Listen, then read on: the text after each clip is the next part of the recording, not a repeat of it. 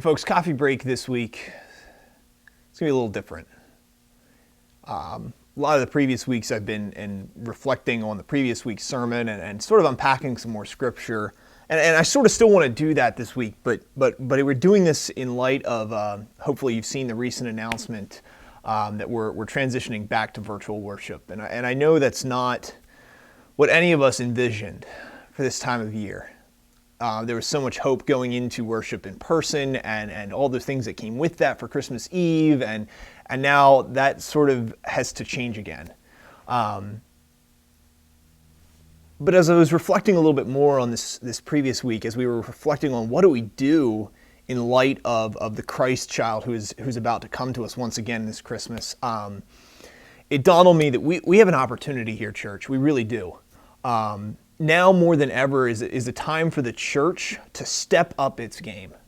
As we talked about the darkness and the light that is born into that through Christ, that's an opportunity we have to be Christ incarnate to someone.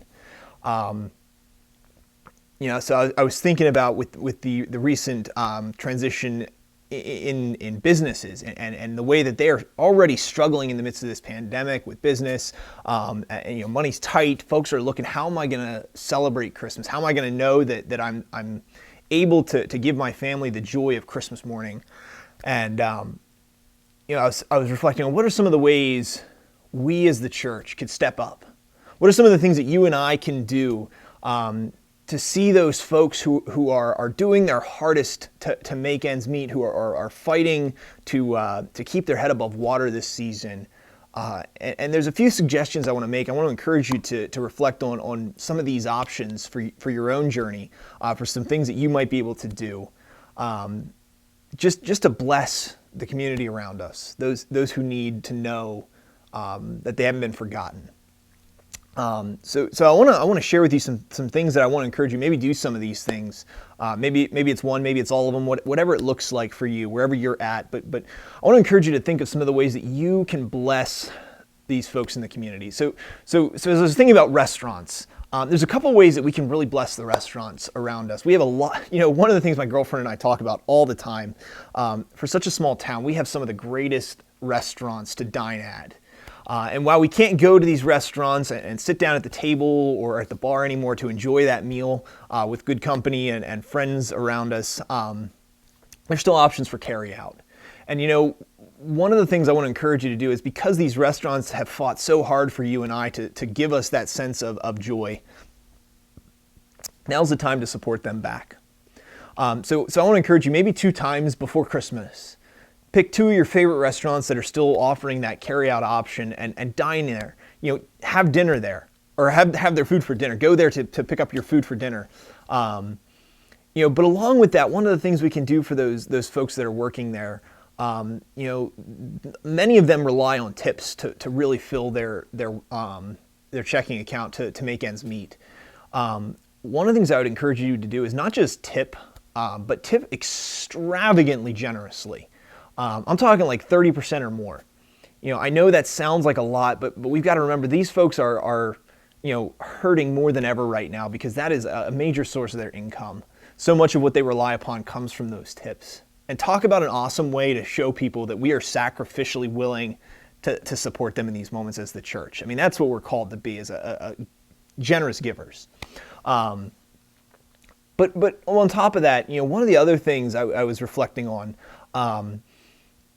this time of year especially, there might be some folks that really we don't like. Folks that get under our skin that we just don't see eye to eye with on anything. Folks that might be part of our family, might be part of our neighborhood, might be some other connection we have. But all of us, I think, probably have someone we can think of that we just cannot stand to be around or to even think of. One of the ways I want to ask us to consider what it means to follow Christ is to see, what does it look like for us to put all that aside and to get them a gift this Christmas. Something that says, I may not like you, but I love you, because Christ has shown me that same kind of love. That's another way we can do what God has called us to do, I think. One other way that you can bless if you're not interested in being known for what you've done, especially.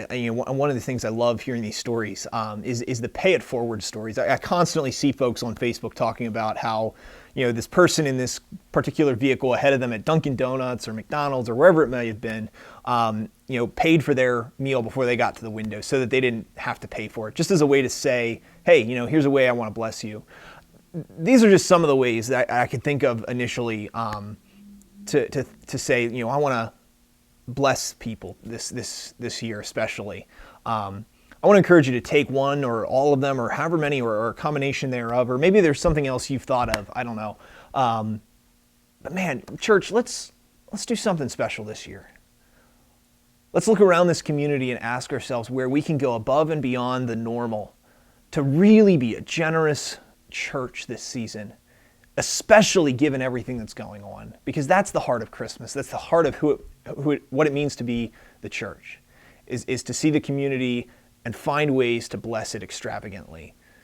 So church, I want to encourage you, take that list, do with it whatever God is calling you to do, but let's be the church this Christmas. I'll see you next time. Have a great one.